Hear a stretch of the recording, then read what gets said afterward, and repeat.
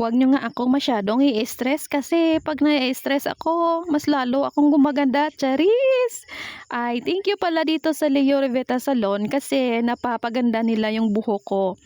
Dito kasi ako pumupunta lagi kasi affordable lang yung prices ng kanilang hair color, rebond, or any treatment na gustong-gusto niyo. Kaya mga misis, mga day, mga kumare, mga madam, punta na kayo dito kung gusto niyong gumanda 'pag nai-stress kayo. Hindi puwedeng mai-stress kayo, pangit kayo, nai-stress na nga kayo, pangit pa kayo. Hayaan mo yung nagpapa-stress sa'yo yung pumangit. Ayan, gumanda na talaga yung hair ko. Thank you so much po, Sir Leo Riveta. Ay, wow, aura talaga si Inday Badiday, tingnan niyo naman. 'Yun lang po, 'wag sana kayong ma-stress. Salamat.